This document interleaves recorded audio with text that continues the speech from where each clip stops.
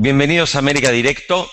Nuevamente vamos a hablar de economía y vamos a hablar en el día de hoy sobre uno de los países que está atravesando uno de los más duros momentos económicos de los últimos años, incluso como se define en España, están viviendo el peor momento económico en la historia de la democracia española.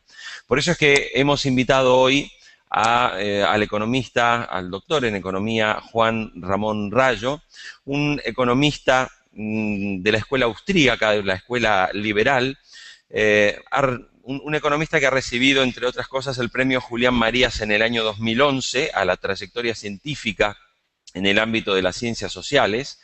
Es un joven economista que además colabora con un muy reconocido catedrático español, que es el doctor Jesús Huerta de Soto.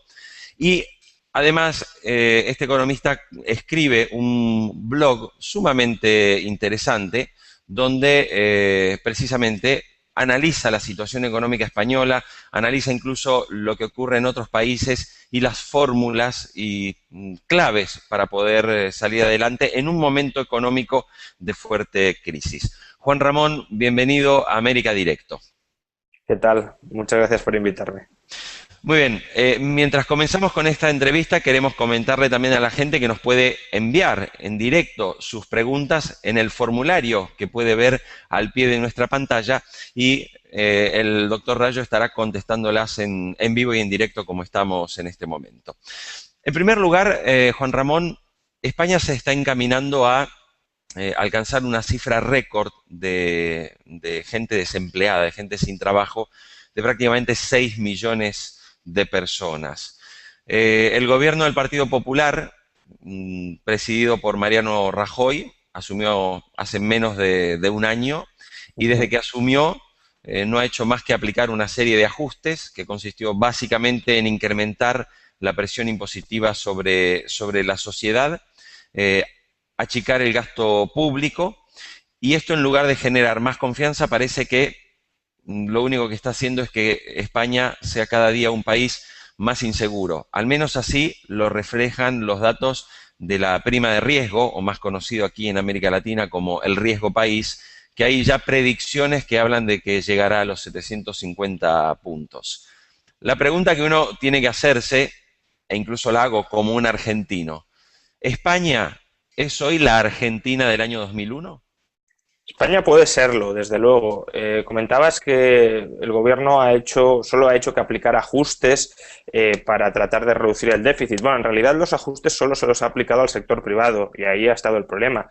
Los ajustes deberían haberse concentrado exclusivamente sobre un sector público como el español, que está a todas luces sobredimensionado desde cualquier punto de vista en que intentemos verlo o medirlo, y en cambio lo ha concentrado todo este gobierno, que se las daba casi de liberal, casi de amigo de la libre empresa, casi de amigo de las economías privadas, del emprendedor. Al final lo que ha hecho ha sido tratar de consolidar un modelo de Estado insostenible a costa de gravar de manera exagerada, de manera salvaje, a familias y empresas españolas. Nada más llegar al poder, lo que hizo fue subir los tipos del impuesto sobre la renta español a los niveles más elevados de Europa. Hay comunidades autónomas en España, por ejemplo Cataluña, donde el tipo marginal máximo está en el 56%.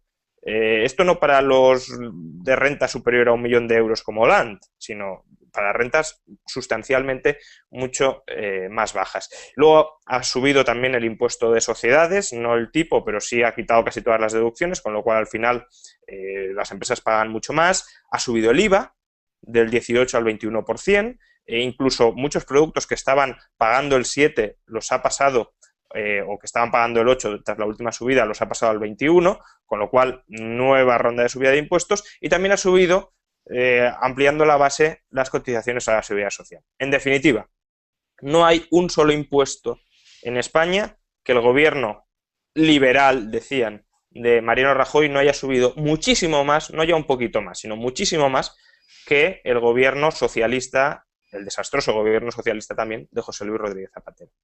Juan Ramón, tú acabas de definir el desastroso gobierno de Rodríguez Zapatero. ¿por qué llega España, digamos, a esta situación? Hay una, digamos, una corriente, que he vivido muchos años en España, hay toda una corriente que decía, no, lo que ocurre es que España ha vivido una burbuja inmobiliaria. Entonces, esta burbuja inmobiliaria es la que ha provocado la crisis. La pregunta es, ¿ha sido la burbuja inmobiliaria o ha sido el exponencial crecimiento del gasto público el que ha desembocado en esta crisis? Es un poco todo. Es decir, a mí me gusta describirlo como que se han dado tres burbujas. La primera es la burbuja financiera, que fue que los bancos comerciales españoles, gracias a que tienen el privilegio de acceder a una entidad que se conoce como Banco Central o Banco Central Europeo, que es un monopolista del dinero, un monopolista público, es una entidad pública, y gracias a que esta entidad pública bajó extraordinariamente los tipos de interés a partir del año 2002, estos bancos comerciales pudieron prestar ingentes cantidades de crédito a todos los agentes de la economía española, muy en particular a familias y empresas. Familias y empresas pues tomaron el dinero prestado a bajas tasas de interés. ¿Y qué hicieron con ese dinero? Pues lo destinaron sobre todo, aunque no exclusivamente, pero sobre todo a comprar y producir vivienda. Entonces, esta burbuja financiera dio lugar a la burbuja inmobiliaria, que fue pues un absoluto despropósito. En el año 2006, por ejemplo, se construyeron más de 800.000 viviendas, es decir, más de lo que construyeron simultáneamente ese mismo año Alemania y Francia juntas, con más de 3 veces más población que la española. Entonces, muchos se quedan ahí, como si ahí terminara toda la historia. Es verdad que ahí se gestaron numerosos problemas. Por ejemplo, todos los trabajadores que pudieron encontrar un empleo bastante bien remunerado gracias a la actividad ilusoria que generaba la burbuja inmobiliaria. Pero ahí no termina la historia, y si nos quedamos ahí no entendemos pues todos los acontecimientos que ahora se están desarrollando en torno a la crisis española. Y es que gracias a esa burbuja inmobiliaria, o por desgracia, como consecuencia de esa burbuja inmobiliaria, la recaudación tributaria de las administraciones públicas españolas creció de una manera descomunal, es decir, creció casi un 60%, en 2007 era un 60% superior a la de 2001. Eso significa que los políticos en el año 2007 manejaban 150.000 millones de euros más de presupuesto que en el año 2001. Claro, un político que de repente se encuentra con 150.000 millones de euros más en su presupuesto, lo que hace es gastarlo. ¿Gastarlo en qué? Pues en lo que sea, da igual, ampliamos el Estado de las maneras más absurdas e inverosímiles posibles. Y ahí están pues aeropuertos vacíos, redundantes, carreteras que no llevan prácticamente a ninguna parte. La cuestión era gastarlo y porque claro, si no lo gastas, al final el año que viene no cuentas con él, ¿no? Y claro, esos gastos que en el año 2007 se financiaban con los ingresos extraordinarios de la burbuja inmobiliaria, se han consolidado a partir del año 2007, con lo cual cuando pincha la burbuja inmobiliaria deberían haber, los ingresos obviamente se desplomaron en torno a un 15%, tampoco es que se desplomaron un 80%, cayeron un 15%, y los gastos que deberían haber caído correlativamente para no tener déficit, un déficit que aplaste las finanzas públicas españolas, lo que hicieron fue seguir creciendo de manera importante. Y ahí se explica pues este enorme agujero que tienen las cuentas públicas españolas y que sí, como decías antes, pueden conducir a España a una situación muy parecida a la de Argentina en 2001. Juan Ramón, a ver, los últimos datos revelan que la calificación de la deuda española, en un momento una de las deudas, digamos, con mejor calificación del mundo, con grandísima confianza, con los bancos, digo, como el Santander, que ya estaban entre los, si mal no recuerdo, entre los 5 bancos más importantes del mundo. Todo eso prácticamente en 3 o 4 años ha cambiado sustancialmente. En las últimas horas también Standard & Poor's está admitiendo que baja la nota de la calificación de España y que además la perspectiva sigue siendo negativa. La pregunta es, ¿qué es lo que está demorando tanto el rescate de la economía española por parte de la Unión Europea? Bueno, realmente el rescate se está demorando por cuestiones políticas. A mí no me gusta el rescate. Yo creo que el rescate puede ser incluso negativo para la economía española, no desde luego con respecto a la situación actual, sino con respecto a la situación que podríamos tener si tuviésemos y si disfrutáramos de un gobierno responsable que tomara las medidas adecuadas, es decir, bajar mucho el gasto público, bajar los impuestos y reducir el endeudamiento público. Para ello, obviamente, tienes que bajar mucho más el gasto público de lo que bajas los impuestos. Pero claro, la situación actual ha sido que el gobierno socialdemócrata de Mariano Rajoy se ha empeñado, se ha empecinado en que no va a bajar un solo euro el gasto, porque ahora gastamos prácticamente lo mismo que en el año 2009, es decir, el año de más gasto público de la historia de España con diferencia, gastamos en torno a un 20% más que en el año 2007, en el pico de la burbuja. Es cierto que el gobierno baja unos gastos, pero aumenta otros, con lo cual al final el gasto total no varía. Bueno, pues esta situación, que el gobierno no quiere revertirla y quiere consolidarla, es lo que ha llevado a que España no se pueda financiar en los mercados. Y las agencias de calificación están siendo extremadamente generosas con la nota que le corresponde a España. España hace tiempo que ya cotiza en los mercados a un nivel de bono basura. España no podría financiarse en los mercados si no fuera por la perspectiva de rescate de la Unión Europea. Y un país, un emisor que no se puede financiar por sí mismo en el mercado, es un emisor al que le corresponde una calificación de bono basura.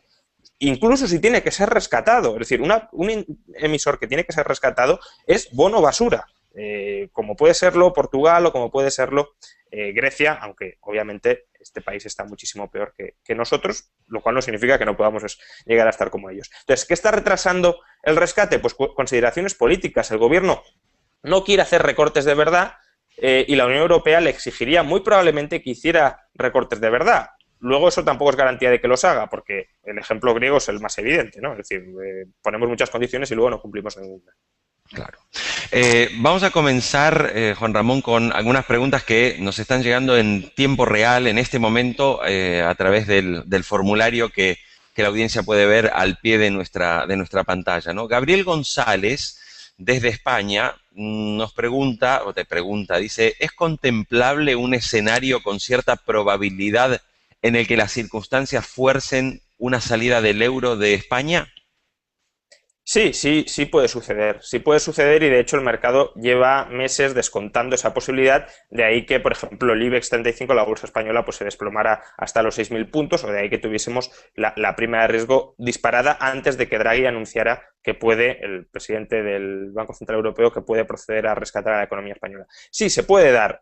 No es en absoluto descartable. Sobre todo por una cuestión muy sencilla, es decir, si España no equilibra sus actuales desequilibrios que se traducen en un sector privado descompuesto, machacado a impuestos y contingentado o restringido enormemente o limitado enormemente por las regulaciones públicas que le impone el gobierno. Ese es uno de los desequilibrios que están ahí. Y luego el otro desequilibrio muy importante es la situación de las finanzas públicas. Entonces, si las finanzas públicas se tienen que ir endeudando recurrentemente, yo creo que todos podemos entender que llegará un momento, no muy lejano ya, porque ya el año que viene vamos a cerrar, en el mejor de los casos, con una deuda pública del 90%, equivalente al 90% del PIB, en el que no podremos hacer frente a esa deuda pública y será necesario impagar esa deuda pública. Entonces, la manera más sencilla y más cómoda para los políticos de impagar la deuda es devaluando la divisa. Es decir, sí, yo te pago, pero te pago en una moneda inflada, de miseria y que no vale nada. Y que además puedo imprimir yo precisamente para pagarte. Entonces, lo más sencillo, llegado el momento en el que España tenga que impagar, y es un momento que, si no fuera por el rescate europeo, ya estaríamos en él, pues lo más práctico para nuestros políticos, para nuestra casta política, desde luego será salir del euro y ponerse a imprimir nuevas pesetas para financiar sus gastos y para impagar la deuda de los acreedores extranjeros. Juan Ramón, uno de los temas en los que has hecho hincapié en esta conversación es en la necesidad de bajar el gasto público español. Sin embargo, hemos visto las reacciones. La gente sale a la calle en las principales ciudades en señal de protesta cuando les hablan de que van a bajar el gasto en sanidad o que van a bajar el gasto en educación. Y hay varios, digamos, incluso varias, no digo escuelas, pero es muy popular oír la frase: el gasto público es inelástico a la baja. Es decir, el gasto público siempre solo puede subir o congelarse, nunca puede bajar. ¿Cómo se puede conseguir que España reduzca de manera efectiva el gasto público sin que eso tenga un impacto directo en la sociedad? Bueno, el impacto directo lo va a tener, lo reduzcamos o no. Y la prueba más clara son las protestas que tenemos ahora mismo. El gasto público no ha bajado, ha seguido subiendo y sin embargo tenemos las calles realmente alborotadas, lo cual significa que la gente sobre todo se está manifestando, habrá de todo, por supuesto, habrá gente a lo mejor a la que sí que haya experimentado un cierto recorte y salga a protestar por ello, pero en general la gente se está manifestando por el mensaje de que están recortando y ante la perspectiva de que puedan recortar mucho más. Son más manifestaciones preventivas que manifestaciones reactivas. Entonces, la extrema torpeza de este gobierno, o una de las extremas torpezas de este gobierno, a través de las cuales nos ha hecho encallar a todos y nos ha abocado casi a la suspensión de pagos, es precisamente no haber entendido que la calle la iba a tener incendiada, recortara o no recortara. Con lo cual, ha optado por no recortar, con lo cual el país sigue en la senda de la suspensión de pagos, con lo cual, de nuevo, no hay ni expectativas de recuperación, ni de creación de empleo, ni de aumentos de la recaudación, no porque suban los impuestos, sino porque aumente la actividad económica, como consecuencia de que, ya digo, tenemos ese desequilibrio fundamental, el de las finanzas públicas, que no se ha solucionado. Entonces, si en cambio hubiésemos recortado desde un principio, en la medida en que teníamos que hacerlo, y en la medida en que teníamos que hacerlo era alrededor de 130.000, 140.000 millones de reducción del gasto anual, ahora mismo España tendría un presupuesto equilibrado. Es verdad que habría protestas, pero ya las hay ahora. Y el capital volvería a entrar en España, con lo cual tendríamos una cierta perspectiva de recuperación. Ahora no, ahora todo el mundo sabe que la situación es extremadamente transitoria, porque este país no se puede mantener indefinidamente endeudándose en un importe equivalente al 10% del PIB cada año. Y eso es lo que está haciendo este gobierno irresponsable, lleno de socialdemócratas manirrotos, que nos están llevando a, ya digo, a una situación muy cercana a la bancarrota y que están ahuyentando la inversión nacional y extranjera en este país. Juan Ramón, Manuel Sayeg, de Argentina, que nos está viendo en este momento, dice, ¿qué influencia crees que hubiera tenido una eventual victoria del Partido Socialista en la crisis española? O sea, si los resultados hubieran sido diferentes. Dice, ¿crees que hubieran sido más efectivos en buscar una salida de la crisis por fuera del Fondo Monetario o simplemente hubieran intentado seguir ligados a la eurozona bajo cualquier costo?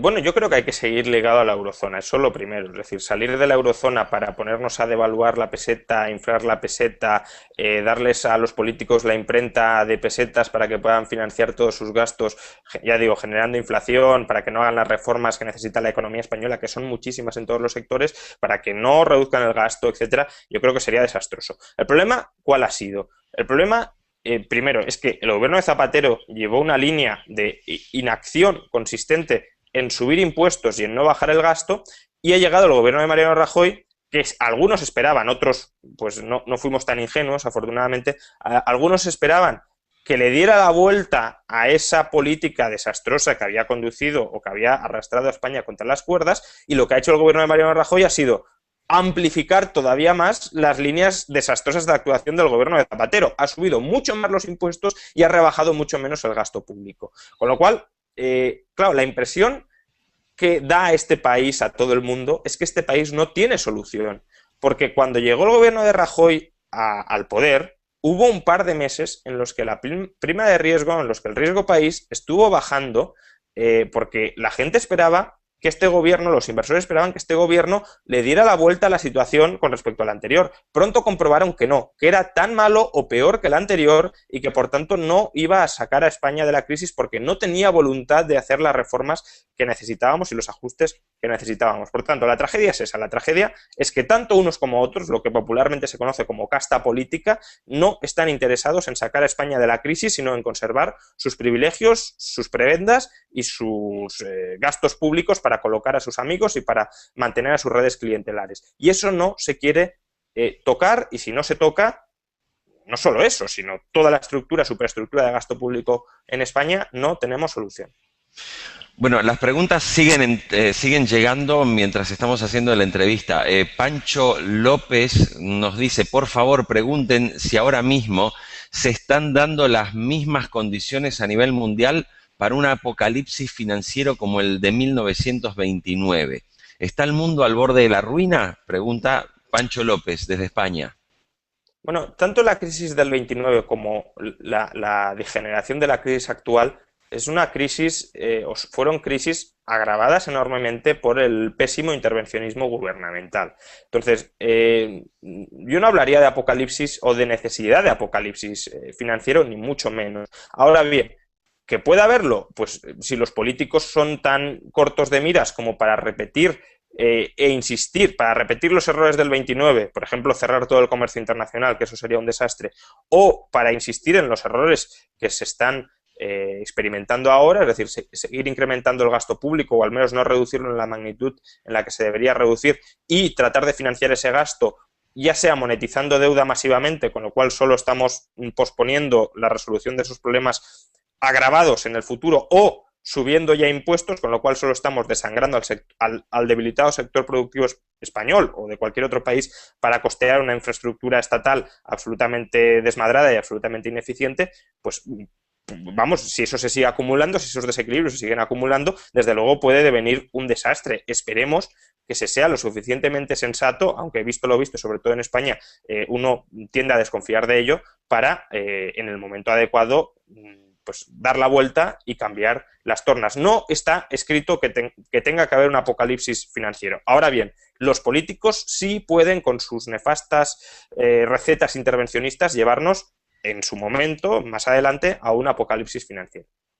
Juan Ramón, recién hacías alusión a la crisis del 29 y a que una también de las, en parte, causas y, bueno, luego también vino toda una ola de proteccionismo, es precisamente el cerrarse al mercado internacional. Me gustaría trasladarnos un poco más allá de la crisis española, sobre la que vamos a volver, a lo que está ocurriendo en Latinoamérica. Yo vivo en la Argentina y en nuestro país desde hace bastante tiempo las políticas del gobierno actual han elevado sustancialmente los impuestos a la importación. En la Argentina no se consiguen aparatos como el iPhone, comprar un Apple vale 3 veces más que en cualquier otro lugar del mundo, y todo en defensa de lo que se llama la industria nacional y de la creación del empleo. Esto en las últimas horas se ha acentuado, donde ahora ya un argentino prácticamente tiene que pedir casi permiso para poder viajar al exterior. No sé cuán de cerca sigues estas realidades de América Latina, pero me gustaría tener tu parecer y tu opinión sobre estas políticas que un poco estamos viendo en países como la Argentina, como Venezuela, en parte también en Ecuador, donde se están elevando los impuestos, digamos, complicando las importaciones para, en teoría, favorecer el desarrollo interno de la industria y de la producción de bienes y servicios. ¿Cómo lo ves tú desde allí? Bueno, a mí en un tema me toca muy de cerca porque uno de mis libros, Los errores de la vieja economía, que es una crítica a Keynes, pues han tenido que hacer una edición exclusiva en Argentina por la dificultad de exportar ese libro desde España a la Argentina, ¿no? Es decir, el intervencionismo genera ese absurdo tremendo que es, bueno, si realmente todos nos beneficiamos por el hecho de restringir, de acotar los ámbitos comerciales, ¿por qué no imponemos aranceles en los barrios o en las ciudades? ¿Por qué no protegemos la industria nacional de una ciudad impidiéndonos o bloqueando el comercio con otras ciudades en Argentina o en España o en cualquier otro país? Realmente la economía se basa en la división del trabajo, es decir, en que cada uno se especializa en aquello en lo que es mejor y coopera con el otro en aquello en lo que se ha especializado para tener intercambios mutuamente beneficiosos. El hecho de decir, vamos a cerrar las fronteras para que aquello que pueden producir mejor otros, de manera más barata, economizando recursos, con mayor calidad, lo tengamos que producir nosotros, eso significa que nosotros vamos a producir mucha menor cantidad, de peor calidad, y que por tanto nosotros disfrutaremos de muchos menos bienes. Esto es tan sencillo como, pensemos, ¿estaríamos mejor si tuviésemos que cultivar nuestra propia comida, tejer nuestra propia ropa, etcétera? No, lo lógico es que nosotros nos especialicemos en aquellos productos en los que somos buenos y comerciemos, intercambiemos esos productos con los productores de comida, con los productores de ropa, con los productores de vivienda, porque si no, al final llegamos a una autarquía absolutamente individual donde pues nos quedaríamos sin bienes, sería la destrucción de la economía. Entonces, eso trasladado a un esquema internacional, lo que te provoca es que al final la economía nacional y por supuesto también la extranjera, pero también la nacional, sufran. ¿Por qué? Porque los consumidores se vuelven mucho más pobres y porque los patrones de especialización, de intercambio y de producción internacional se ven distorsionados por una arbitraria decisión política. Juan Ramón, ahora bien, esto que nos explicas resulta bastante claro y cuando uno habla, digamos, con sentido común, parece muy razonable, ¿no? Sin embargo, a la hora de votar, hace apenas unos días, Hugo Chávez obtuvo un 55% de los votos, es decir, un modelo donde solamente exportan petróleo, no producen absolutamente nada más. Las empresas expropiadas por el socialismo del siglo XXI son las empresas más ineficientes del mundo. Estos son datos reales. Tambos que producían 3.000 o 4.000 litros de leche en Venezuela, hoy producen 600, que fueron expropiados a sus dueños en su momento. Y esto ha pasado también con la siderurgia. La siderurgia venezolana ha perdido muchísima competitividad. Pero parece que la gente, al menos en Latinoamérica, quiere estos modelos. O sea, la gente quiere que cierren las fronteras, que no podamos comprar un teléfono avanzado o que las computadoras ahora hay que fabricarlas en los países donde uno vive. Mi pregunta es, ¿no hay casi una contradicción entre el deseo de libertad del ser humano con lo que finalmente termina eligiendo? No, realmente yo creo que no. Vamos a ver, yo creo que esto se puede entender bastante bien utilizando dos ideas. Una son las contribuciones de la psicología evolucionista al campo de la economía. Es decir, nuestras estructuras mentales se gestaron en unos entornos que son muy distintos a los actuales, entornos donde pues no había prácticamente división del trabajo, no había intercambio, no había cooperación en órdenes sociales complejos. ¿Y eso qué significaba? Pues que todo lo que teníamos era lo que había y por tanto si uno consumía de más era porque otro consumía de menos, los de fuera no venían a beneficiarnos, a intercambiar con nosotros, a cooperar con nosotros, sino a matarnos o a esclavizarnos o a robarnos. Necesitábamos un jefe que dirigiera la caza de manera muy centralizada y muy controlada y por tanto nuestras intuiciones económicas modernas sobre lo que es bueno se basan en lo que era razonable en esos entornos que no tienen absolutamente nada que ver con los actuales, en esos entornos tribales o de clanes. Entonces, la intuición, la economía es antiintuitiva y la intuición es que pues necesitamos un político muy fuerte que nos diga que tenemos que producir y que no, tenemos que protegernos de las amenazas extranjeras y por tanto cerrar las fronteras, necesitamos un gobierno que redistribuya mucho la renta y que le quita al que más tiene para dárselo al que no tiene, aunque eso a largo plazo pauperice la economía y consolide estructuras de pobreza muy claras, ¿no? Y la otra idea, se ha extendido mucho la imagen de que las democracias como que son racionales o que proporcionan resultados óptimos. Y esto es una idea que también hay que desmitificar. El profesor de la George Mason, Bryan Caplan, tiene un libro muy interesante que se llama El mito del votante racional. Entonces, la economía es una ciencia muy compleja, incluso los propios economistas estamos discutiendo sobre numerosísimos puntos, incluso sobre puntos que uno podría decir, pero si son básicos, ¿cómo podéis seguir discutiendo 200, 300 años después sobre estos temas?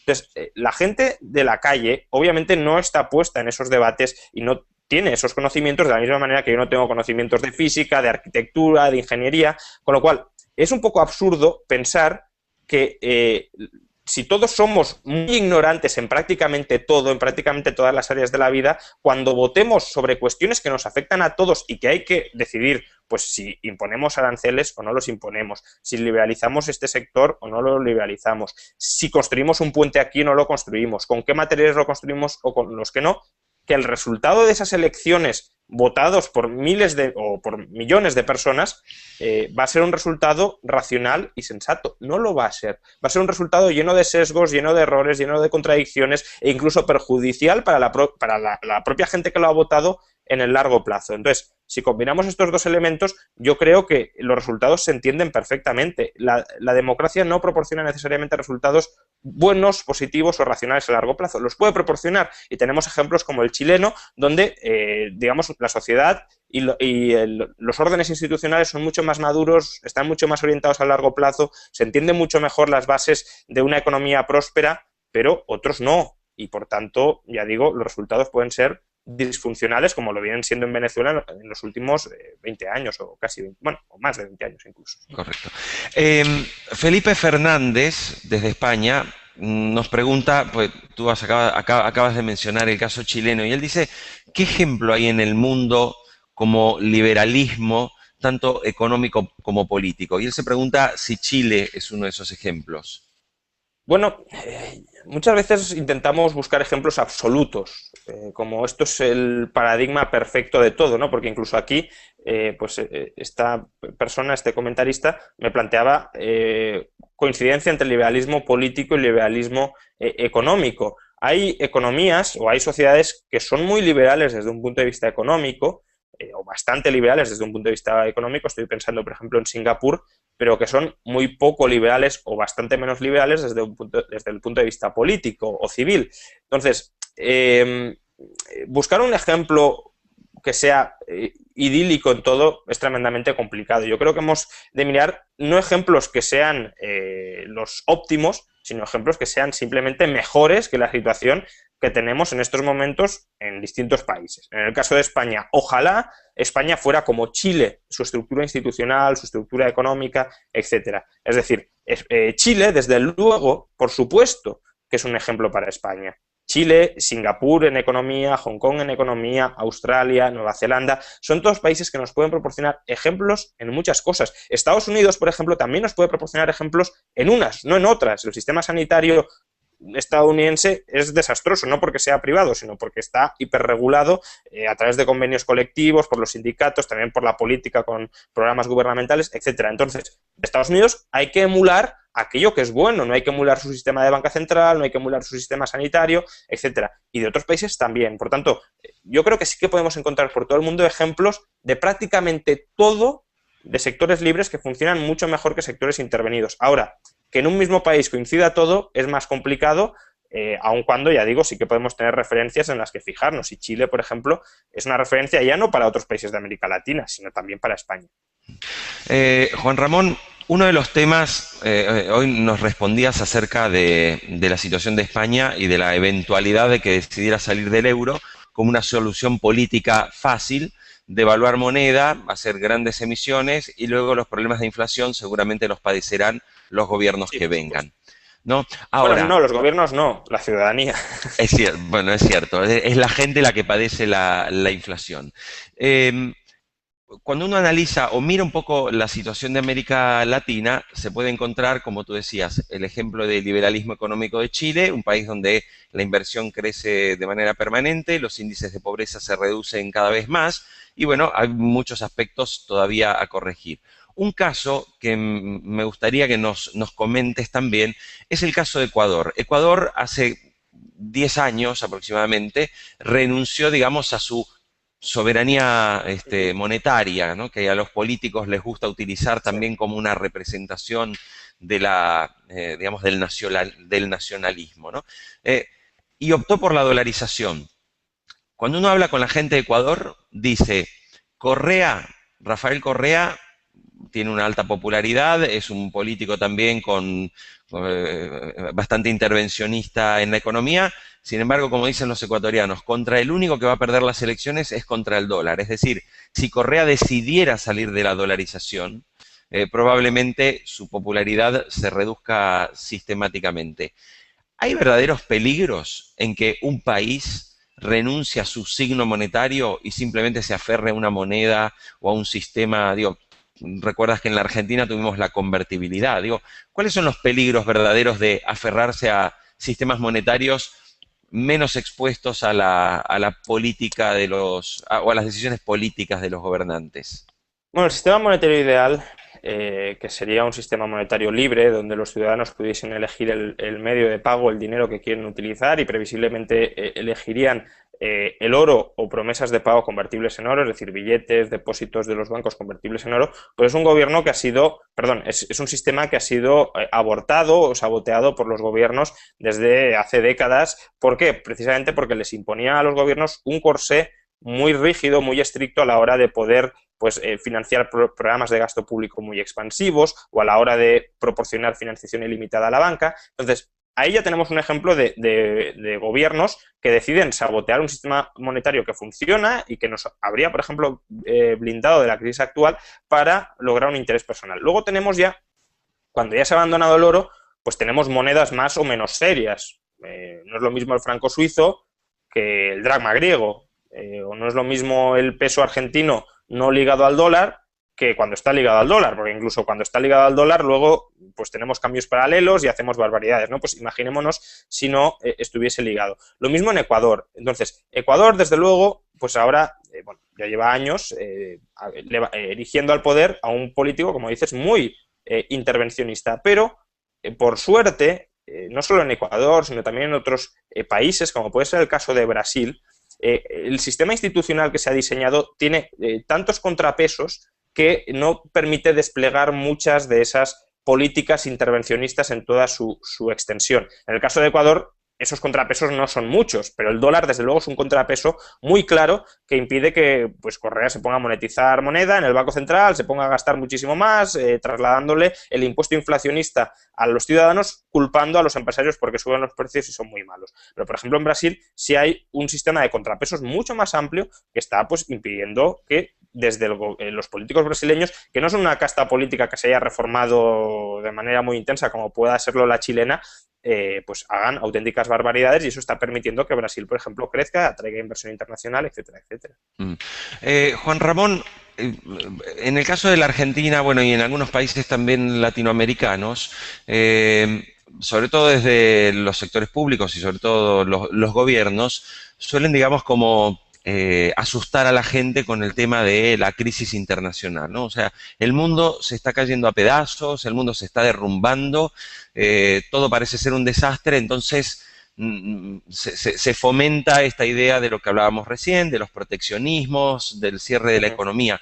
Sin embargo, cuando uno recorre varios países europeos, e incluso la misma España, con la severa crisis que lleva, la percepción que tiene el ciudadano que camina por allí, digo, cuando uno va en plan de turista, no pareciera ser que el mundo se está destruyendo. En Estados Unidos se dice que está todo mal en la economía, sin embargo uno ve y ve que la gente está consumiendo, la gente hace planes, la gente se va de vacaciones, o sea, la gente tiene una vida bastante. ¿Qué está pasando en el mundo? O sea, ¿realmente el mundo se está destruyendo? ¿Estamos al borde de la Tercera Guerra Mundial por la crisis económica? ¿O en realidad esto está focalizado en lugares muy concretos? No, yo espero que no lleguemos a la Tercera Guerra Mundial, ni mucho menos, aunque tampoco, insisto, tampoco es descartable. No hay nada que nos proteja ya de manera definitiva y por siempre de un conflicto bélico como el que se vivió en Europa o en el mundo en general hace 70, 80 años, ¿no? No hay ninguna garantía frente a ello que nos impida no repetir esos mismos errores, pero de momento yo creo que no estamos encaminados necesariamente hacia ello. Entonces, ¿qué sucede? Pues lo que sucede es que Occidente en general, sobre todo desde que se empezó a machacar al patrón oro, se ha acostumbrado a vivir muchísimo del crédito. ¿Y qué es vivir del crédito? Es consumir hoy y prometer pagarlo mañana, pero llega un momento en el que para pagarlo mañana tienes que producir. Y para producir necesitas tener una economía funcional. Y una economía funcional no se consigue, una economía pues, que está masacrada por los impuestos, que está masacrada por las regulaciones, ni una economía que ha sido pues, incluso distorsionada por el propio proceso de vivir a crédito, de gastar a crédito y de consumir a crédito. Entonces, cuando llegue el momento, o cuando ha llegado, mejor dicho, el momento de pagar, para pagar necesitas gastar menos de lo que produces. Y claro, si tu producción se desmorona porque se especializó en productos en los que no debería haberse especializado, como la vivienda, debido a las distorsiones financieras, y además se te pide que tienes que ahorrar, es decir, que gastar menos de lo que estás produciendo, claro, la caída de tu nivel de vida frente a un momento en el que gastabas mucho más de lo que producías es muy considerable. Y ahí es donde los gobiernos están intentando sostener ese nivel de vida burbujístico y artificial mediante planes de estímulo, que en realidad lo único que hacen es pues, cargarse las finanzas públicas y abocar a la economía hacia el abismo, pues tratando de inyectar crédito en la economía para que mantenga su nivel de gasto previo, pero ese nivel de gasto previo es un nivel de gasto inflado. Entonces, en España todavía no han llegado de verdad los ajustes que son imprescindibles. Imprescindibles, nos guste o no nos guste. Vendrán por las buenas o vendrán por las malas. Y lo que yo propongo es que los hagamos por las buenas de la manera más racional, lógica, sensata y menos contraproducente posible. Otros simplemente quieren ganar tiempo y huir hacia adelante. Es decir, seguir acumulando deuda, seguir acumulando intereses y posponer, por tanto, un ajuste muchísimo mayor en el futuro del que sería ahora, como lo tiene que ser ahora mucho mayor que si lo hubiésemos hecho en el año 2008, cuando algunos ya decíamos que había que hacerlo. Entonces, ¿qué sucede? Pues que como muchos países siguen viviendo del crédito todavía, pese a todo, hoy en día, gracias, ya digo, a las políticas absurdas de los gobiernos de gastar con cargo al endeudamiento, pues no se nota tanto, pero en cuanto eso cambie, a corto plazo se va a notar mucho. A largo plazo yo creo que hay que ser razonablemente optimistas con que si disfrutamos de economías medianamente libres, cuanto más libres mejor, y de economías no pues esquilmadas desde un punto de vista tributario, nuestro bienestar irá notablemente a mejor. Nos pregunta Germán Alonso desde España, dice, ¿qué opina del ejemplo de Islandia que se pone entre la izquierda europea?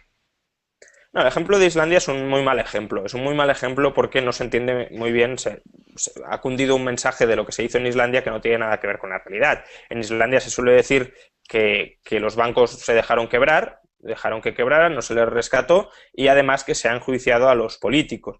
Primero, empezando por el final, que se enjuicia a los políticos, pues puede estar bien o puede estar mal. Es decir, desde luego aquellos que han cometido más tropelías, pues habrá que enjuiciarlos, pero eso en sí mismo no te saca de la crisis. La crisis lo que tienes es una enorme cantidad de deuda y una economía absolutamente desestructurada que no se te solventa esa papeleta por el hecho de encarcelar a un político, ni siquiera por el hecho de expropiarle todas sus riquezas. ¿Por qué? Porque el patrimonio del político no da para cubrir todos los agujeros que su nefasta gestión probablemente ya haya creado. Pero luego, sobre todo, con respecto a los bancos, la idea de que se les dejó quebrar, yo soy absolutamente partidario de que no se rescate a los bancos con el dinero de los contribuyentes. Eso es una infamia, un error muy grave que puede, primero, que es injusto, porque el contribuyente no tiene por qué pagar los disparates que han cometido otros, y luego además puede llevar a tu economía a hundirse, como le está pasando a España, o como sobre todo le pasó cuando se pensaba, ahora vuelve ese temor, a que el gobierno de España se tenga que hacer cargo del 100% de la recapitalización de sus bancos. Pero en Islandia no sucedió eso. En Islandia lo que sucedió fue que los bancos impagaron sus deudas ¿a quién? A los acreedores extranjeros, pero no a los acreedores nacionales. De hecho, a los acreedores nacionales el gobierno rescató a los bancos con más dinero, en términos relativos, por supuesto, del que puso el gobierno de Estados Unidos para rescatar a sus bancos. Por tanto, Islandia no es un ejemplo de dejar quebrar a los bancos. Islandia es un ejemplo de atracar a los acreedores extranjeros para minimizar las pérdidas de los acreedores nacionales. ¿Tiene su sentido? Pues imagine cualquier español que tenga su dinero en el Deutsche Bank, en la filial del Deutsche Bank en España, y luego quiebra el Deutsche Bank, y el gobierno alemán lo que hace es que a ese español que tiene su dinero en el Deutsche Bank español no se le paga para que luego el alemán, que también tenía sus ahorros en el Deutsche Bank, sufra menos pérdidas. Me parece absurdo y me parece prácticamente delictivo. Lo que hay que hacer es otra cosa, es un bail-in, es decir, convertir las deudas de los bancos en acciones para recapitalizar a los bancos sin que el contribuyente ponga un solo euro. Pero vamos, Islandia es un pésimo ejemplo de todo. Si queremos buenos ejemplos en esta crisis, hay que ir a los países bálticos, no a Islandia. ¿Nos puedes contar, ya vamos a ir terminando, porque nos siguen llegando preguntas de la audiencia en tiempo real, pero nos gustaría que nos cuentes el ejemplo de los países bálticos que incluso has publicado sobre cómo ellos han abordado esta crisis financiera internacional y han logrado mantenerse en pie sin afectar al contribuyente.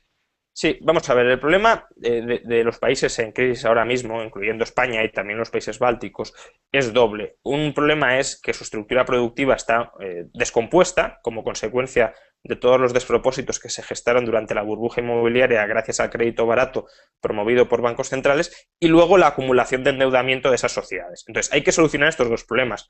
Uno, reduciendo deuda, y el otro permitiendo que se creen nuevas empresas, que emerjan nuevos sectores que reemplacen a los caducos sectores que se gestaron durante la burbuja. Entonces, para lograr estos dos objetivos, ¿qué necesitamos? Por un lado, necesitamos mucho más ahorro. ¿Por qué más ahorro? Necesitamos ahorro para pagar las deudas y por tanto para reducir nuestra carga de deuda, y necesitamos ahorro porque si tenemos que crear una nueva empresa o transformar una empresa existente, hay que invertir, y para invertir necesitamos ahorro que se pueda invertir. Y además necesitamos una economía libre. ¿Una economía libre para qué? Pues para que los factores productivos se puedan mover de un lado a otro en las condiciones que puede absorber en ese momento esa economía. Imaginemos que tenemos una legislación laboral como la que hemos tenido y en parte seguimos teniendo en España, que impide bajar salarios. Pues si lo que tenemos es que ciertos sectores podían pagar salarios estratosféricos gracias al crédito barato de la burbuja, ahora esos trabajadores que no pueden ver rebajado su salario cuando su productividad se ha desmoronado, se vuelven inempleables y por tanto no se pueden colocar a producir riqueza. Entonces, los países bálticos, ¿qué han hecho? Primero, han aplicado un plan de austeridad muy riguroso, o bastante riguroso, en el sector público, de modo que, pese a que tenían unos déficits públicos como el de España, o muy parecidos a los de España, hoy prácticamente ya están en equilibrio presupuestario, o incluso en superávit en algún caso, con lo cual el problema de suspensión de pagos ya lo despejas, y luego tienen una economía privada muy libre, o bastante libre, tampoco quiero muy libre porque siempre se puede mejorar y de manera bastante notable, pero bastante libre, bastante más libre que la española, que ha permitido que los salarios fluctuaran mucho. La gente dice, bueno, entonces es que habrán perdido los salarios mucho poder adquisitivo. No necesariamente, no se trata de que los salarios bajen todos muchísimo, se trata de que aquellos que tengan que bajar bajen y aquellos que tengan que subir suban. En los países bálticos hay salarios que han caído un 40%, por ejemplo, los de la construcción, porque obviamente no puedes pretender que se siga cobrando lo mismo que en la burbuja, y hay otros salarios que han subido un 10%.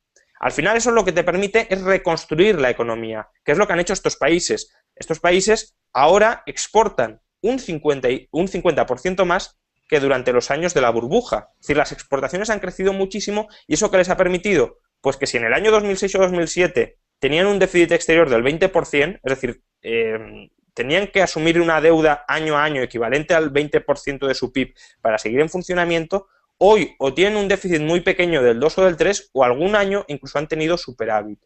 Y eso significa que el país es viable, que el país se ha reajustado, se ha saneado y que por tanto puede volver a crear riqueza. Y gracias a ello, ¿qué están haciendo? Pues crecieron el año pasado a tasas del 6, van a crecer el año que viene, según el FMI, a tasas del 3%, aun cuando Europa está toda estancada, y su tasa de paro, que en el año 2009-2010 llegó en algún momento incluso a superar a la española, en cualquier caso llegó al 20%, ahora está en todos ellos por debajo del 14% o incluso en el caso de Estonia por debajo del 10%. Por tanto, ese es el camino que hemos de seguir, no ya los bálticos, no ya España, sino todo Occidente. Y es el camino que los políticos manirrotos que tenemos, que quieren conservar su poder, sus prebendas y su gasto público en los niveles actuales, no quieren seguir. Es el camino contrario al que estamos siguiendo ahora. El camino que seguimos ahora es el camino de la suspensión de pagos y de la desestructuración económica y social de nuestros países. El camino que hay que seguir es el contrario, es el camino de la libertad y de la prosperidad. Juan Ramón, digo, para terminar hay dos temas. Uno que es Julio Segura, que nos acaba de enviar una pregunta que acaba de entrar hace minutos, hace 5 minutos, y él lo plantea desde Argentina, ¿no? Con un poco la visión esta nacional que se está de alguna manera instalando en el país, ¿no? Dice, ¿por qué aplican las recetas del Fondo Monetario si no sirven? Si quieren salir de la crisis, produzcan y no achiquen. Nadie puede multiplicar dividendos.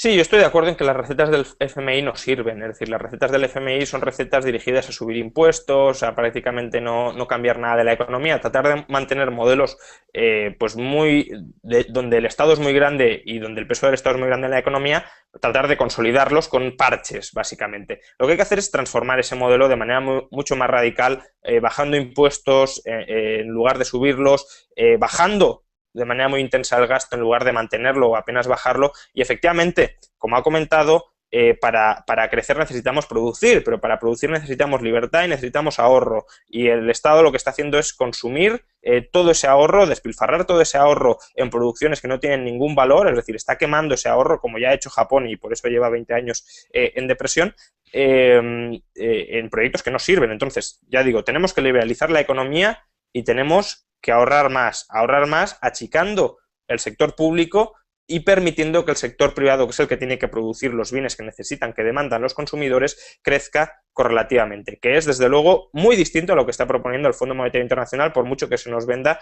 desde algunos medios de comunicación en que es justamente eso. No tiene nada que ver lo que está proponiendo con eso. Bueno, tú dices y hablas de liberalizar la economía. En la década del 90, de los 90, en la región de América Latina, se impulsaron las que se llamaban las políticas neoliberales, ¿no? O en España se hablaba del neocon, ¿no? De los Sí. neoconservadores. Entonces, ha quedado en la memoria de la gente una visión mucho más que no diría de desprecio, pero parece mala palabra. O sea, si alguna persona se atreve a decir que en los 90 se hicieron ciertas cosas buenas, automáticamente le caen encima. Y esto ocurre en la Argentina, ocurre en Venezuela, ocurre en parte muy relativa en Brasil. ¿En los 90 hubo realmente liberalismo o hubo, digamos, solo una parte, digamos, del liberalismo que fue básicamente unas aperturas económicas para la importación que simplemente dejaron ingresar productos que terminaron supuestamente destruyendo los sistemas productivos? Yo creo que hay tres cuestiones que hay que distinguir.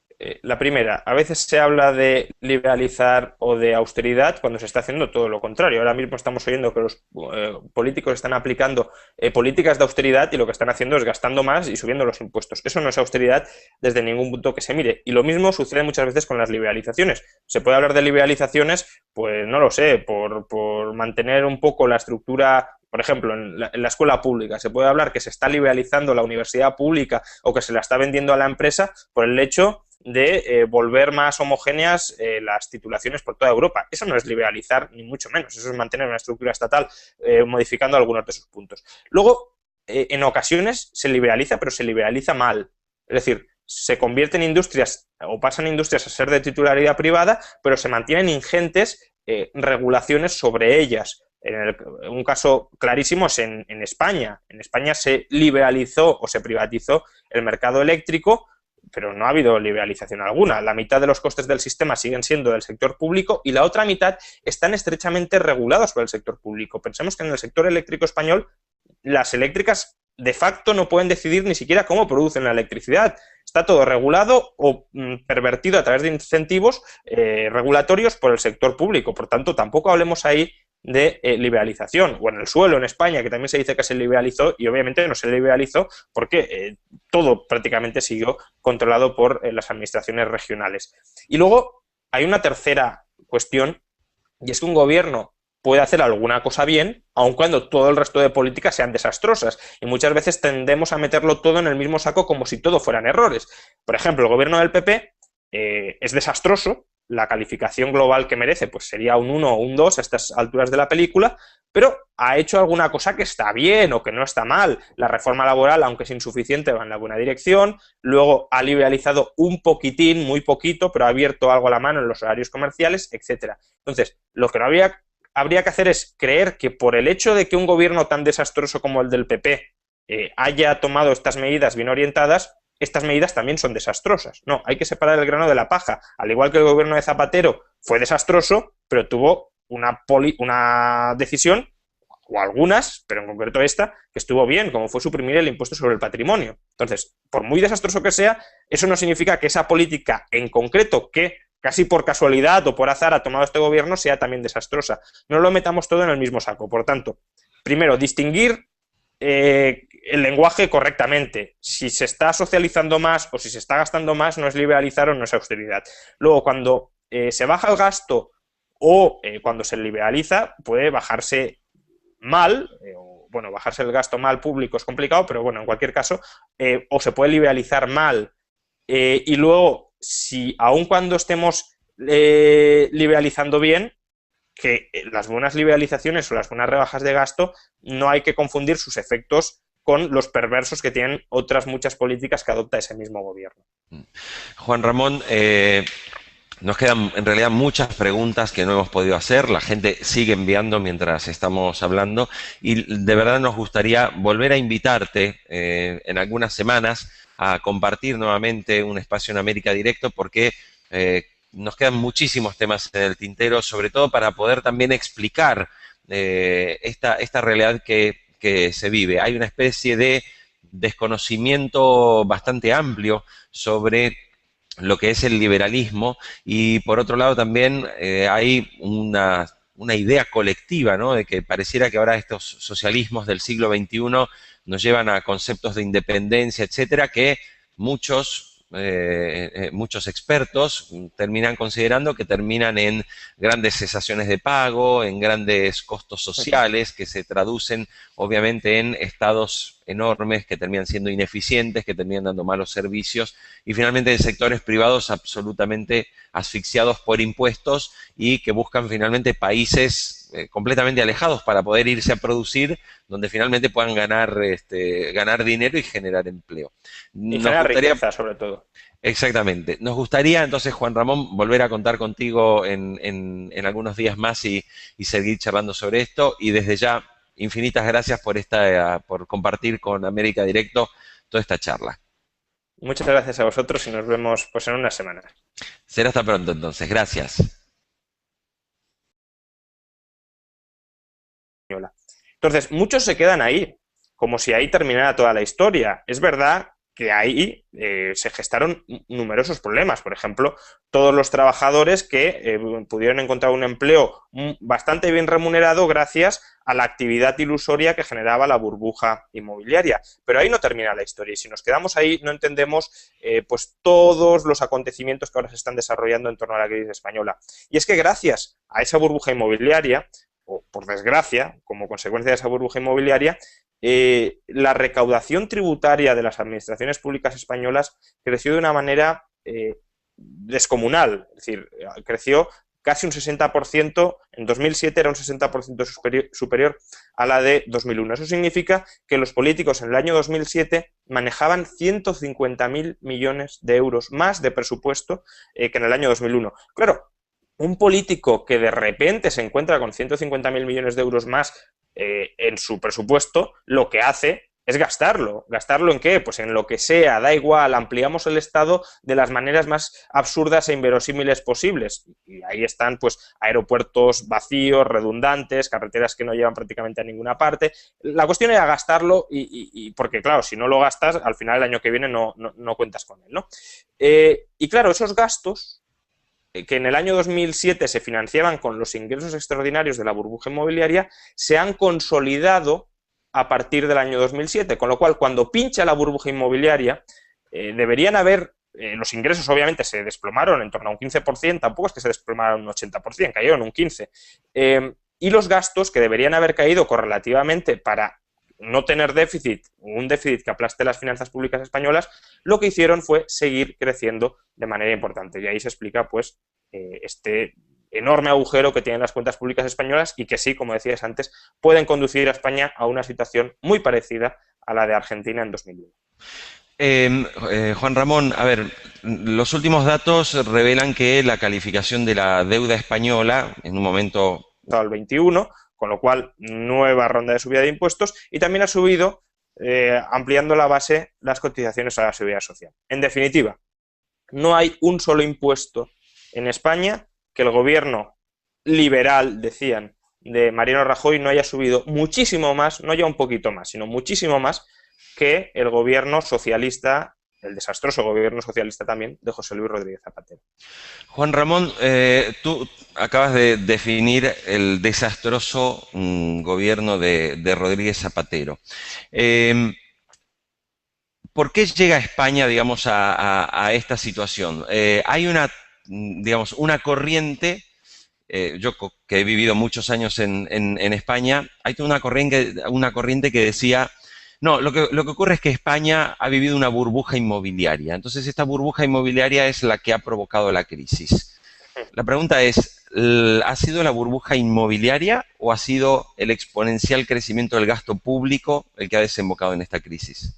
Es un poco todo. Es decir, a mí me gusta describirlo como que se han dado tres burbujas. La primera es la burbuja financiera, que fue que los bancos comerciales españoles, gracias a que tienen el privilegio de acceder a una entidad que se conoce como Banco Central o Banco Central Europeo, que es un monopolista del dinero, un monopolista público, es una entidad pública, y gracias a que esta entidad pública bajó extraordinariamente los tipos de interés a partir del año 2002, estos bancos comerciales pudieron prestar ingentes cantidades de crédito a todos los agentes de la economía española, muy en particular a familias y empresas. Familias y empresas pues tomaron el dinero prestado a bajas tasas de interés. ¿Y qué hicieron con ese dinero? Pues lo destinaron sobre todo, aunque no exclusivamente, pero sobre todo a comprar y producir vivienda. Entonces, esta burbuja financiera dio lugar a la burbuja inmobiliaria, que fue pues un absoluto despropósito.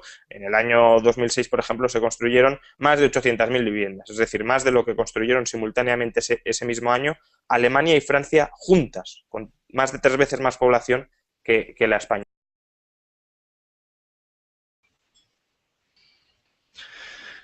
Bienvenidos a América Directo.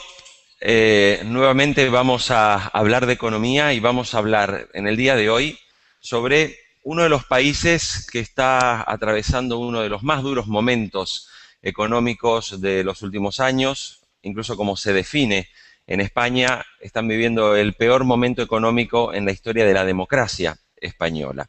Por eso es que hemos invitado hoy al economista, al doctor en economía Juan Ramón Rayo, un economista de la escuela austríaca, de la escuela liberal, un economista que ha recibido, entre otras cosas, el premio Julián Marías en el año 2011 a la trayectoria científica en el ámbito de las ciencias sociales.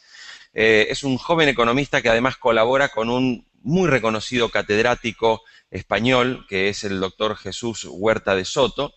Y además, este economista escribe un blog sumamente interesante donde precisamente analiza la situación económica española, analiza incluso lo que ocurre en otros países y las fórmulas y claves para poder salir adelante en un momento económico de fuerte crisis. Juan Ramón, bienvenido a América Directo. ¿Qué tal? Muchas gracias por invitarme. Muy bien, mientras comenzamos con esta entrevista queremos comentarle también a la gente que nos puede enviar en directo sus preguntas en el formulario que puede ver al pie de nuestra pantalla y el doctor Rayo estará contestándolas en vivo y en directo como estamos en este momento.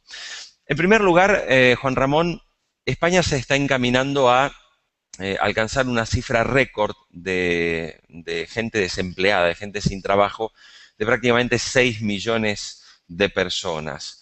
El gobierno del Partido Popular, presidido por Mariano Rajoy, asumió hace menos de un año y desde que asumió no ha hecho más que aplicar una serie de ajustes. Una de las deudas, digamos, con mejor calificación del mundo, con grandísima confianza, con los bancos, digo, como el Santander, que ya estaban entre los, si mal no recuerdo, entre los 5 bancos más importantes del mundo. Todo eso prácticamente en 3 o 4 años ha cambiado sustancialmente. En las últimas horas también Standard & Poor's está admitiendo que baja la nota de la calificación de España y que además la perspectiva sigue siendo negativa. La pregunta es, ¿qué es lo que está demorando tanto el rescate de la economía española por parte de la Unión Europea?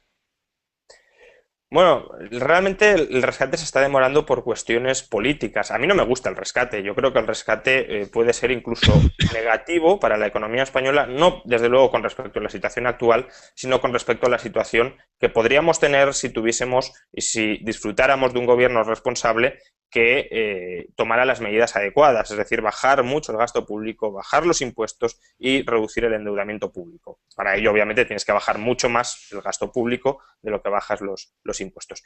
Pero claro, la situación actual ha sido que el gobierno socialdemócrata de Mariano Rajoy se ha empeñado, se ha empecinado en que no va a bajar un solo euro el gasto, porque ahora gastamos prácticamente lo mismo que en el año 2009, es decir, el año de más gasto público de la historia de España con diferencia, gastamos en torno a un 20% más que en el año 2007, en el pico de la burbuja.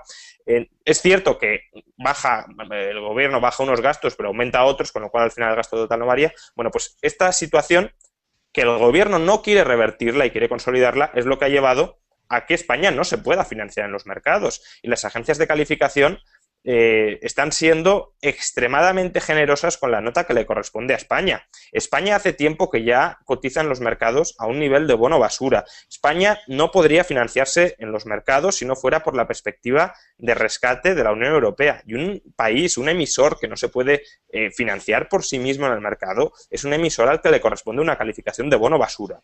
Incluso si tiene que ser rescatado, es decir, un emisor que tiene que ser rescatado. Que consistió básicamente en incrementar la presión impositiva sobre la sociedad, achicar el gasto público, y esto, en lugar de generar más confianza, parece que lo único que está haciendo es que España sea cada día un país más inseguro. Al menos así lo reflejan los datos de la prima de riesgo, o más conocido aquí en América Latina como el riesgo país, que hay ya predicciones que hablan de que llegará a los 750 puntos. La pregunta que uno tiene que hacerse, e incluso la hago como un argentino: ¿España es hoy la Argentina del año 2001? España puede serlo, desde luego. Comentabas que el gobierno solo ha hecho que aplicar ajustes para tratar de reducir el déficit. Bueno, en realidad los ajustes solo se los ha aplicado al sector privado y ahí ha estado el problema.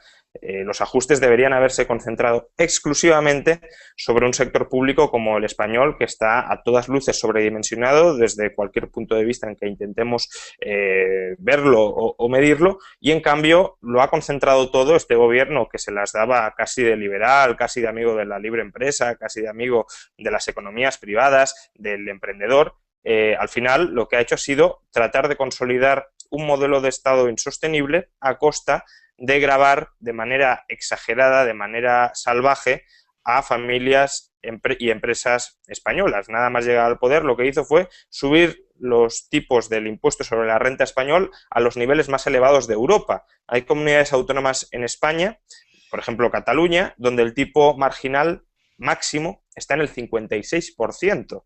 Esto no para los de renta superior a 1.000.000 de euros como Hollande, sino para rentas sustancialmente mucho más bajas. Luego ha subido también el impuesto de sociedades, no el tipo, pero sí ha quitado casi todas las deducciones, con lo cual al final las empresas pagan mucho más. Ha subido el IVA del 18 al 21%, e incluso muchos productos que estaban pagando el 7 los ha pasado, o que estaban pagando el 8 tras la última subida, los ha pasado